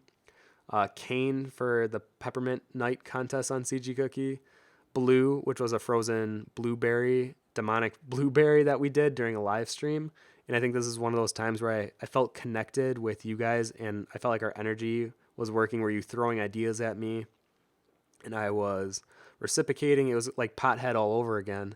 And that one felt just really nice. It felt good to do a digital piece that didn't take me more than about 2-3 hours, but I could still feel proud of it. And I look at it now as like just a funny reminder of that time. The third was actually realizing I could make t-shirts out of my pencil work. And this was for a contest for Troy Sivan, who wanted a t-shirt art piece for his tour. I didn't win, and this is another one of those contests that I submitted but didn't win. But I like the idea of maybe I could sell fashion in the future, and I've always been kind of intrigued by that. So to have my own shirts with my art on it actually seemed pretty cool. So that's something that I'm still looking into. Probably won't happen for another year, just so I can focus more on swordplay. And then the last one was just Nate and grayscale. Maybe realizing that color was and still is intimidating, and then sometimes if you just break it down into grayscale, it becomes a little easier to look at and execute. Okay, really quick, let me see if there's any questions really quick, because I know I've been rambling so much. Fluffy Healer says that's called imposter syndrome. That's what it's called. Thank you. I knew there was a term for it. But yeah, it's one of the worst things I've had to go through, because I actually feel it. I do feel that from time to time. Christy McVie says, do you think it's still worth creating a DeviantArt, even though there is so much other social media platforms? Yeah. The way I see it, as artists, we should put ourselves on as many platforms as possible. So I would even go from like Facebook, DeviantArt, Tumblr, Twitter, Pinterest, Google+, DrawCrowd, ArtStation, and definitely Instagram. I feel like that's the number one for staying relevant and up to date with what's cool with the kids. So when you post on these websites, don't treat one more on a higher regard of like, oh, I don't want to do that because it's not as popular anymore. You never know where you're going to get either popularity or sales from. And with my Kickstarter, I realized that a lot of the people that were buying my book were coming from DeviantArt. So even though my friends like to give me crap about still being on DeviantArt or kind of seeing it as this lesser website, I actually got a lot of return from it on my Kickstarter. So I have this weird association with DeviantArt, and I don't think I'll let it go anytime soon. But that is just something to think about. Let's see here. Tigel says, could you please send me that Troye Sivan drawing? I want to print that on a shirt so badly. It looks so good. I could, yeah. It was something I really wanted it to get made into a t-shirt, so I was kind of bummed I didn't win, actually. Tigel says, I like that you're doing this. It's so inspiring to see. It shows everyone that they can definitely get better if they are determined, and that they should know that even the best artists started from zero. I think I'm around that level that you were on in 2010 and 2011, so I have some catching up to do, but this motivates me to work hard, and I know I can get there. Tigel, that's awesome. I really hope that's why I wanted to do this video. It really wasn't just to show my work and be like, hey, look what I did, but kind of a motivator to let you guys see where I struggled and kind of give some insight of why it was easier for me to succeed in some years, and for other years, it was just roadblock, I was just plateauing the entire year almost. So I'm glad that you're finding this useful. Okay. So I got my achievements, and I'm going to actually save that one for the very end. So with CG Cookie, last year, I feel like I did find more grounding. I still felt bad about losing Concept Cookie, but I was back on track with creating more content that I felt I was putting myself in and that I saw some quality within it. And even though I get a little nervous now doing tutorials, which I never felt before, I still felt good about what I was pushing out. And we had our best contest that we ever had.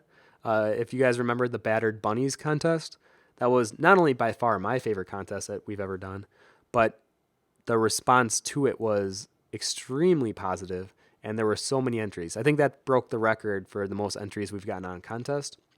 And I'm not going to say too much, but if you remember, the Battered Bunnies had a rival gang, and all I'm going to say is there is a summer contest coming around the corner, and just maybe something to look forward to. Okay. And the other thing that was kind of weird with 2016 is me and the crew, the Cookie crew, we tried to collaborate on making the second Eat Sheep game, this one called Don't Eat Sheep. And it was the idea that Melvin and the sheep now have to work together to overcome the obstacles in their way.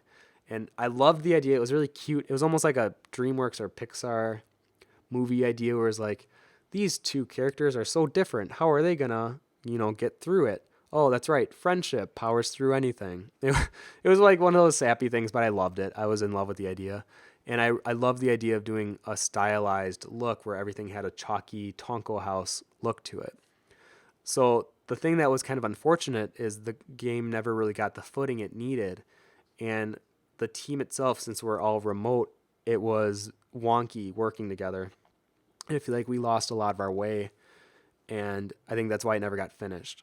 We still have plans on making it sometime in the future, but we're waiting until 6.0 comes out, which should be in June. And that's the whole website's going to be revamped. For those of you who don't know, the website's being revamped, and even like the community, the forums, it's all going to be on cgcookie.com. It won't be two separate sites anymore, which is going to be great.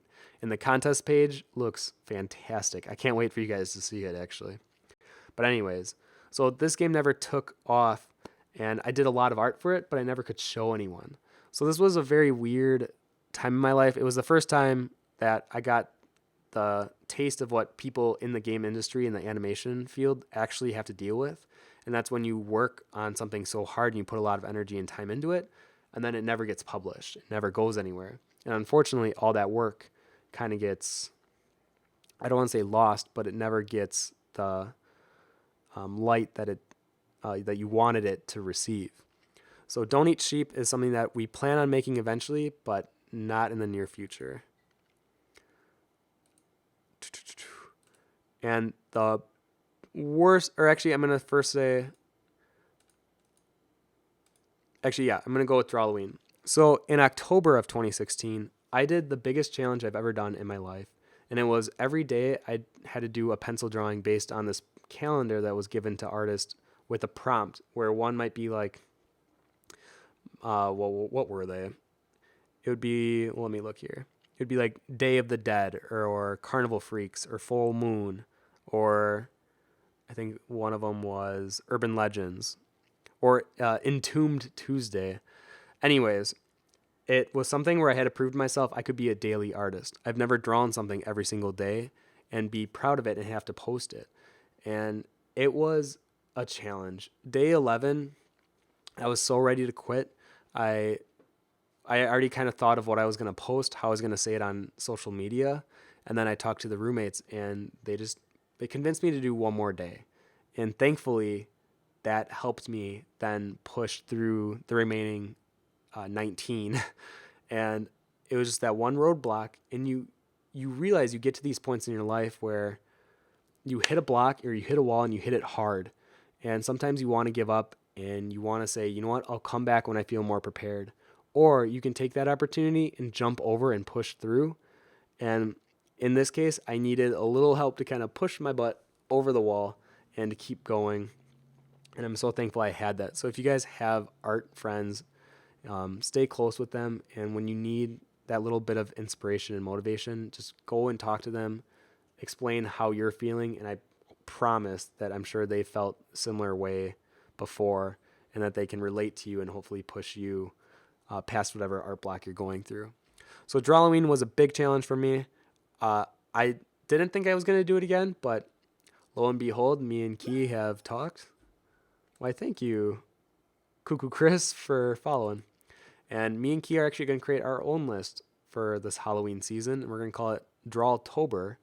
And that's something that I don't want to speak too much of. I don't want to like overhype it, but just know that we have something in the works and I'm excited for this October. So right after Drawloween, I was like, you know what? I'm going to jump back into digital. There was a Kubo contest going on right then. And I was like, I feel so good and empowered that I was able to push past this Drawloween roadblock that I was like, you know what? I'm going to push past my digital block that I feel I've had for the past year or two. And wow, that hit me hard.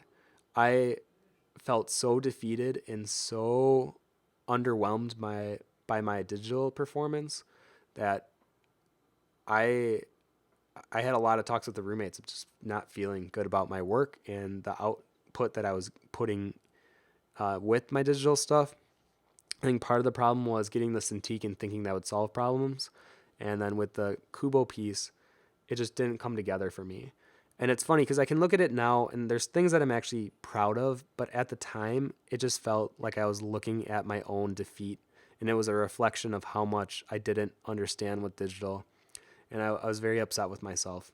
It was actually the most upset I've ever been with my art in my life and having to cope with something that you go to as sort of your healing method for it to be now something that you're embarrassed by or something that you felt detracted from who you were.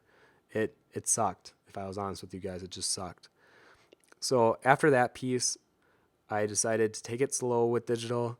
I was going to cancel the next live stream on CG Cookie, and thankfully I didn't because I shared with you guys my art block that I went through, and that's when I created the piece under the Kubo, which is this lady with the raven here. And I felt like I pushed through a little bit, and I still feel like I'm struggling with digital. Not as much as I was at that time, but I realized that my art takes time. I don't think I am a spit painter, especially with digital, and it's something that I've accepted, but at the time I hated the fact that I couldn't paint something quickly in Photoshop. And now I'm more okay with it, especially after Spectrum and seeing how much time and energy people put on every single illustration they physically paint. And I have to remember that digital shouldn't be a quick fix and you shouldn't like receive instant satisfaction and gratification from every piece you do. If you really want to be proud of your work, You need to put effort and time and challenge yourself.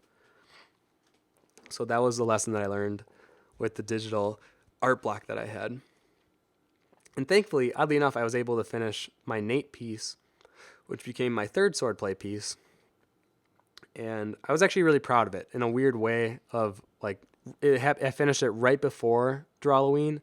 So I was feeling pretty good about digital. And then Drawloween made me feel amazing. And then to go from like that high and then to be like right back below where I started. And like, I almost was like Drawloween didn't mean anything to me. And it was just a weird time, but I definitely got over it. I got past it. And let me see here. Art of Bubble says, I'm really, really curious because you keep saying that you see bad places in the Kubo piece, but since I'm not very good, I can't see what they are. I know it might be tough, but could you specify what they are? Because it looks amazing to me. Well, thank you. Um, it felt like a cop out. I feel like Kubo, his positioning doesn't make sense with the composition. I feel like there's a few tangents within the dragon's bodies. I do like it, and you know, it's funny because now when I look at it, I can actually see more of what I can appreciate about it. But at the time, like everything bothered me. It was like the dragon scales bothered me. The hair on the dragon bothered me. That it felt more cartoony, even though Kubo felt like this realistic league rendering that I was trying to hit.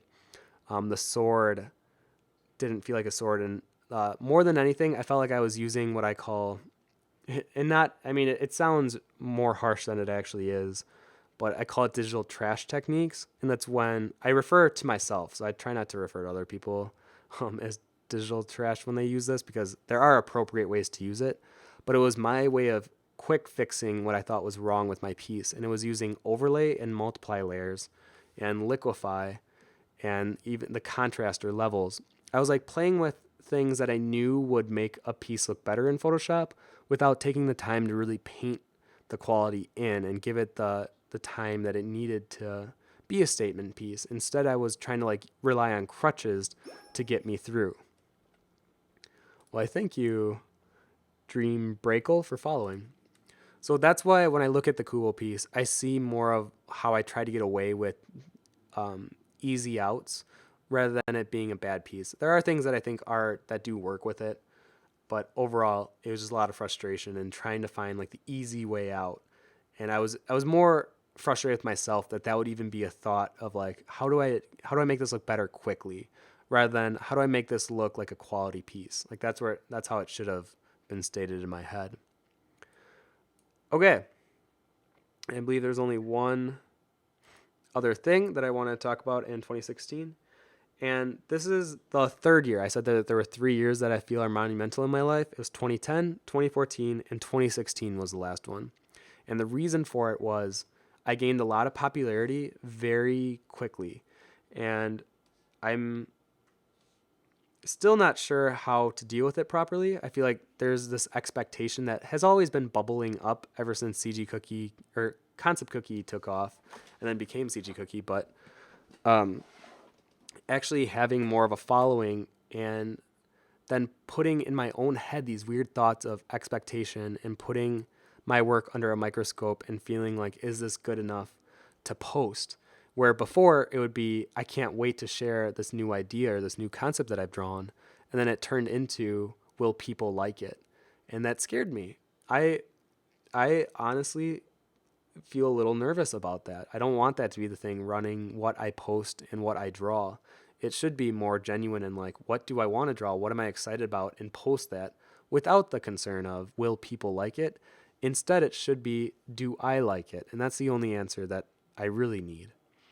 The other thing I wrote down was I actually went to London and I met some of you guys, including Tijal, who I believe is on the stream, and I don't think Eve is here, but I met them in person and it was this awesome experience of meeting people that actually watch the stream every week.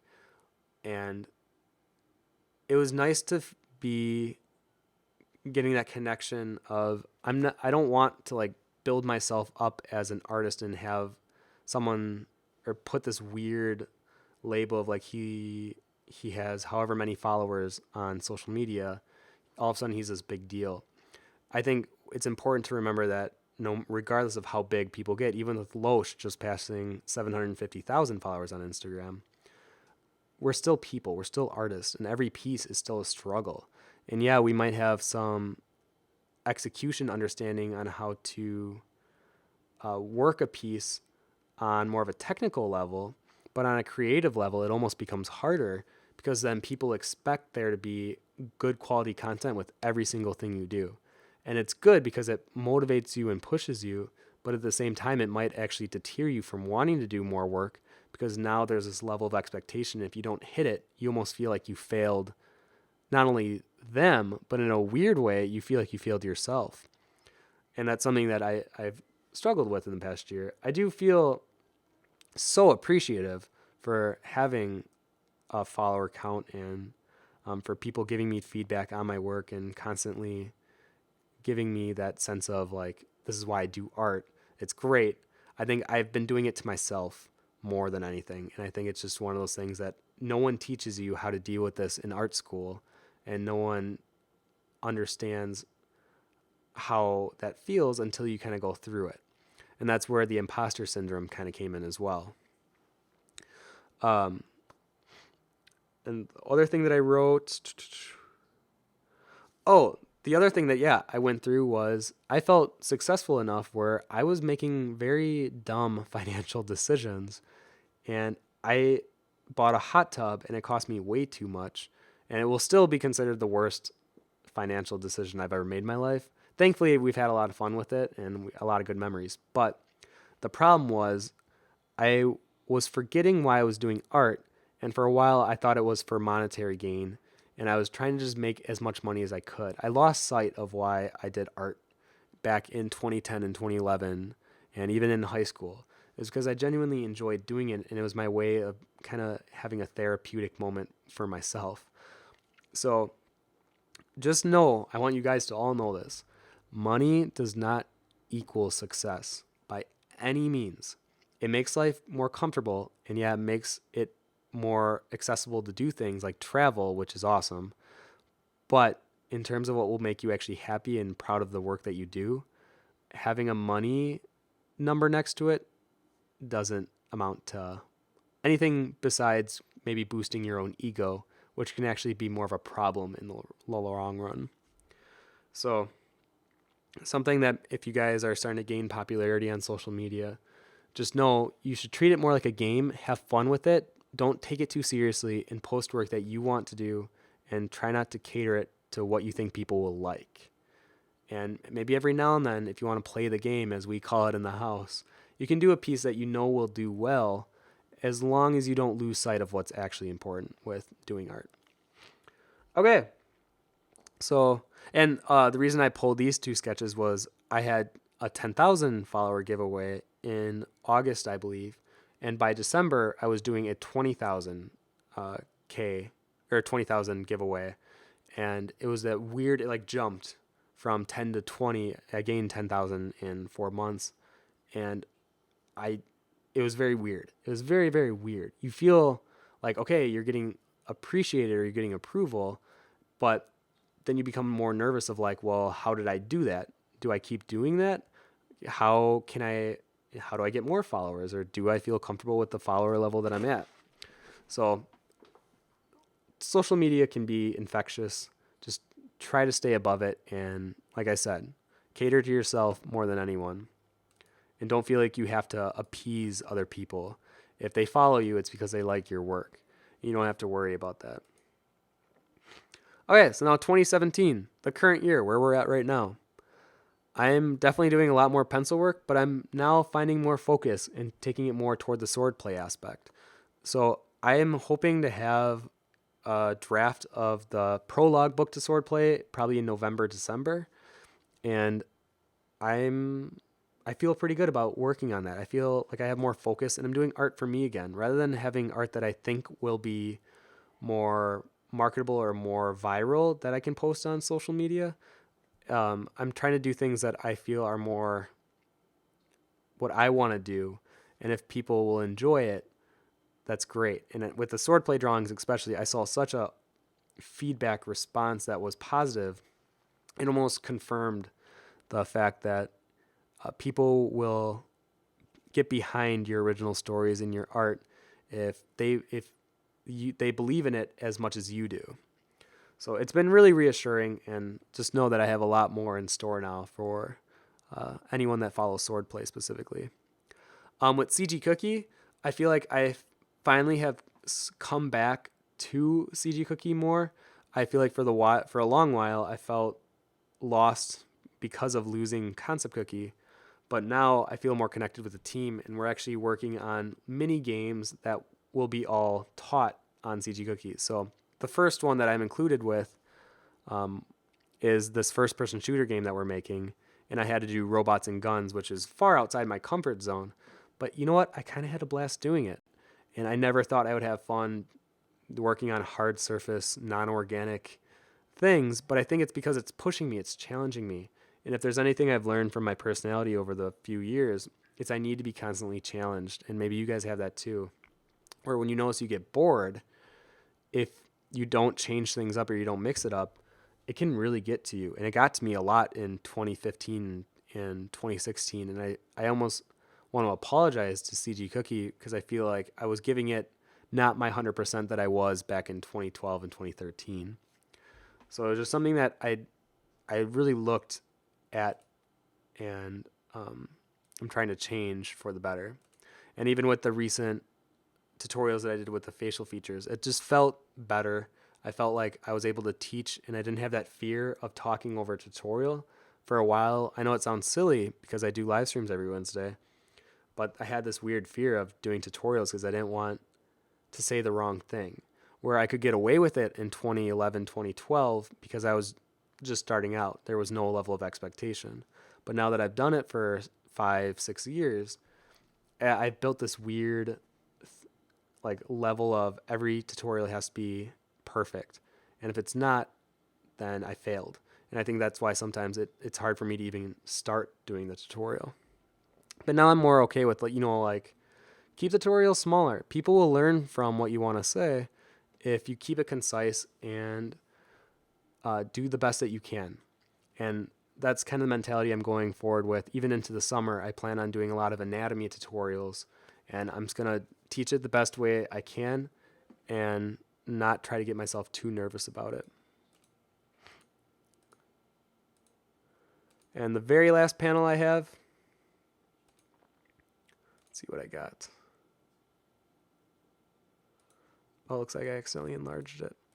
But the first thing that happened in January was I created my new sketchbook, which was the second volume. It's a hardcover, and I'm really excited to ship it out to you guys. I know for those of you who have ordered it, it's been a few months now, and you're probably like, okay, I'm ready to actually flip through it, but I promise it's coming, and I'm excited to show that. I finished my Christina piece, and this was probably the hardest digital piece for me, just because it was meant to be so simplistic. I thought I could just knock it out, but because it was so simplistic, it almost created more pressure to make it just as interesting as my previous ones, and I feel like I kept missing the marker. I wasn't getting the tone and the feeling that I wanted, so I had to rework it quite a bit. And now I feel better looking at it, but there still are things that I'm like, I wish it would have changed a little bit. I have new roommates. Key and Sean have been a blessing to be around. They're ones that I can always talk to about art. Sean's just emotional with anything, so I think it's very awesome to be able to talk to someone who's open about their emotions and what you're feeling and getting it out. And as artists, I think we need to constantly remind ourselves to do that more. And Key's just baller. If you've ever seen her work, she's super creative, and I feel like she's limitless. She has a freedom to her stuff, so I would check her out. I think it's Gawky on Instagram with a period after the gaw. This was the image that I took of myself with after I scanned all my drawings, and that kind of encompassed how I feel going into 2017. So then, so here is me with Alan Williams with the piece that he gave me. And it was just a testament to being another reminder of who I want to be growing up and why I do art and how it can touch and affect people. So I hope that you guys kind of have that same aspiration where you have someone that you can look up to that not only has quality work, but is a quality person. And for me, that's Alan. So moving forward, what's happening? I'm definitely going to be experimenting more with traditional medias, especially with like oil painting, but going back into the Grizzy, my next swordplay piece, I feel more confident going into it because I'm okay with experimenting. And even looking back at the past 10 years doing this live stream, I realize I grow and learn the most from doing or being experimental within my work. And I'm going to do that with Grizzy. I'm going to have fun with it. And you know what? If there are areas that aren't perfect or aren't realistic, that's okay. I'm realizing more and more that I need to let this pressure that I've built inside my head and expectation and let it go. Because I grow the most when that happens. So the other thing that I wrote down was, why did I write down fan art and then I underlined it? I'm not sure why I did that actually. It might have been for a different year. Yeah, I don't know why I wrote that down. But I feel like I'm on a much better path moving forward, especially with creating tutorials for Cookie or doing things with swordplay or even pushing myself in my own work. And it just comes down to not allowing those negative thoughts to bubble up. And I think the best way to stop those voices from being heard is just to keep working. Just put your head down and work. I felt like in 2010 and 2014 and 2016, the reason those were my 3 biggest years is because that's when I did the most work. And I think the reason I was the happiest during those years is because not only was I doing a lot of work that I felt proud and accomplished from doing, but I was receiving a feedback to almost reaffirm it, but not in like the gross, like ego building way, but in the way of like, you inspire me and keep doing what you're doing. And whenever I see those notes, especially with Instagram, I still think it's weird that I have a following considering 3 years ago or even, 8 years ago, I was just trying my hardest to get a job in the industry and doing anything and anything or everything, just be noticed. And I think now I have the battle of the imposter syndrome and getting over that and just remembering to just do work. So if there's one thing that I can leave you guys with this 10-year retrospective is just don't think so much, don't overthink things, just do. And oftentimes by doing the work and just getting started in your piece, that's when you just become in your zone and you learn while you're working. And even Bobby Chu's latest YouTube video, if you haven't seen it, go check it out. He talks about how we have a lot of distractions in our life. But if you make more time for the things that matter to us, especially in art, and put the distractions more on the wayside, then it just becomes easier to grow and become a better artist. Okay. Let me see if there's any other last questions before we cut this one off. I know I rambled for 2 hours. I want to thank you guys for listening to me talk for as long as I did. I know that this was kind of like a blast through the years, but this is something that has been requested for so long that I felt like this was a appropriate time, especially after coming back from Spectrum, to do it. So if you have any questions, get them out now. I'll answer them before we cut off. And let's see here. So Faithful Imagination says, could it be fan art of swordplay? Could what be fan art of swordplay? You might have to be more specific with that. Art of Wubble says, your tutorials are great, Tim. I got a free membership for CG Cookie the past few weeks, and I love watching every one, especially ones done by you. Well, thank you. That actually does mean a lot, especially since when CG Cookie merged and Concept Cookie died, the tutorials I made right after, I just felt were very impersonal, and I felt like I was doing them to get them done, rather than feeling like, yeah, I can't wait to teach this person how to do this specific subject matter. It just felt more cold. But the color course is the only one that I feel like I really did the research. I even went to the libraries. I read some chapters of books, and I became more aware of color and how to teach it and things that I didn't know before, and I was able to then teach it through that course. So that one I feel pretty great about. Oh, thank you, Faithful. You're right. You said when you said you underlined fan art in your notes. That's why I wrote it, because receiving fan art like this means everything. And thank you wouldn't even suffice, because I can't even put into words how grateful and how surreal, really, it's really surreal that I even received them. So thank you guys again. Art of Wubble says, thank you so much. It is so good to hear that it takes a long time to get to your level. Artists say it all the time, but it's great to actually see the evidence. Yeah, and it's funny because then even after going to Spectrum, I was talking with the roommates.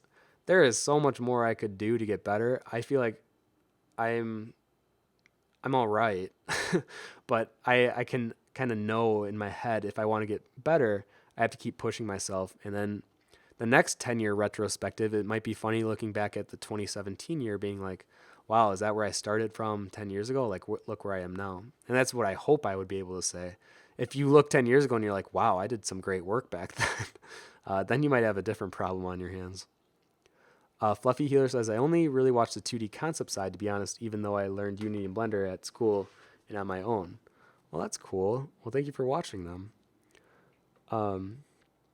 Owen and Sea Drifter says, just thank you for sharing. You guys are welcome. Thank you for coming. Coco Shock says, this stream has been great and appreciated and very encouraging in so many ways, Tim. Thank you, with a happy emoji. Well, you are welcome. I want to thank you guys for coming. I didn't think we were going to have a big turnout. So when we hit over 100, I was like, whoa, wow, okay. I wasn't expecting that. Jopasaurus says, I know it isn't related to the subject of the stream, but with that pencil hardness, do you lay down your base sketch? Yeah, I always do a very light foundation usually, and then I just kind of go from there, and I just look at the shapes and I try to pull from them. Chloe with 5Y says, it's nice to see progress like this. I'm not even in high school, but I feel like I always need to be above the level I am today. And I kind of have to remind myself that I started 2 years ago and I'm 14. Kind of helps me to think I might have a future in art. Oh, you definitely can. I think the thing that I loved so much about my parents and growing up was they never told me I couldn't.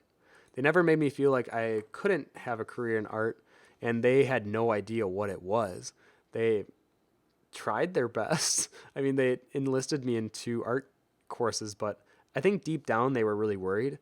And it was confirmed 2 years ago. My dad gave me a folder, and I found out that all through college and even a little bit in high school, he was collecting like newspaper clippings and any kind of sign that there's game industries in Madison or Milwaukee, kind of the area I live, or just tips on how to make it in art. And he didn't show it to me until after I got my job, and I kind of proved that you can be financially stable in art. But the folder was like an inch and a half thick, and it had newspaper clippings from like 5 years ago. So it's one of those things where I'm really glad I had the parents I had, because they were supportive in a way that was like, you do your thing and you do it the best way you possibly can. We don't understand it and we can't really give you any advice or help you, but if you have any questions or if you need us, we're here. It was kind of like that mentality. So I'm thankful for that, and I hope I can do the same for my kids. Okay, I'm going to take a few more questions and we're going to cut this one off. Lopapisa.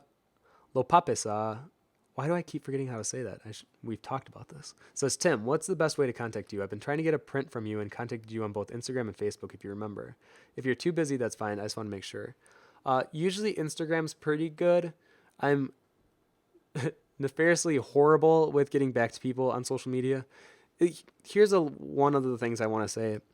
Growing up, I was always the weird art kid. So I was always kind of drawing by myself or just in my own zone. And I never had to talk with so many people. And now it's weird where I'm being constantly messaged at least 3 times a day on Instagram alone. And that's not including like DeviantArt, Facebook, Twitter, Tumblr, any of the other inboxes that I could receive things. And it's overwhelming a bit. And I think that's why it's hard for me to respond to people. And I still haven't learned how to communicate properly with people that are reaching out to me. But just know that I do respond to everyone. It just sometimes takes me a while. And I'll look specifically for your question today then. Lua Bella says, stream made my birthday week so much better. I had a really bad birthday day, so thank you everyone for the chat. Well, yeah, happy birthday. I'm glad you came. Jopasaurus says, thanks for the stream. It was motivating and can't wait for next week's stream. Oh yeah, so for next week, we're going to take some racing kart concept art into... Well, I won't give away too much, but just know we're going to be doing some double dashing on the stream. Tigil says, thinking about London makes me miss that time. You up for a hangout later? I can't tonight. I'm going to be gone tonight, but I should be available this weekend, possibly. I never know with these cons. We have 4 in a row coming up. Okay. So this will be the last one. Sorry. Christine McAvee says, thanks, Tim. Seriously, this helps so much to hear that artists have been doing this for a while, still have struggles.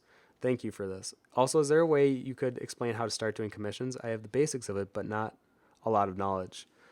The way that I started it was on DeviantArt. I just put out a journal just saying, here are what I'm looking to do for commissions. Here are my prices. I very much undersold myself. I mean, the pixel things were only $15, which at the time wasn't very much, considering I would put like 2 or 3 hours into each. So it probably should have been a little more, but I just wanted, more work and just to feel independent, making money. So I just put out a journal. The other way I see people do it is on Instagram. They just make a post saying my commissions are open, or on Tumblr. There's a specific way you can do it there. And then I would say those are the biggest ones. I've seen people do it on Facebook, especially if they have an art page on there, but I would say look at where you have the most follower count and then try approaching the best way possible on that social media platform first, and then see if that works. And just experiment. Like, I thought I was going to receive more commissions. I think I in total received 7, and I had 10 slots. So you never know. Like, sometimes it might be underwhelming. Sometimes it might be overwhelming. So just something to keep in mind. Okay. That's all I got for you guys. Thank you so much for coming. I really hope that this helped inspire your own art journey. And just know that, yeah, it takes a lot of time, but more than anything, it takes a lot of effort. And you can't just expect to do a few pieces and make it. Like I was saying, in 2010, I'd had over 200 drawings that I had in a folder. And I had to look through and kind of just pick and choose which one I thought I wanted to show you guys. And obviously, they're not all finished. A lot of them are pretty crappy, but it was just the quantity. You have to push out a lot of quantity and get them out of the way so you can start making quality work. Because if not, you're going to be trying to make every single piece this beautiful masterpiece. But if you don't have the technical understanding and skill level yet, it's going to be off.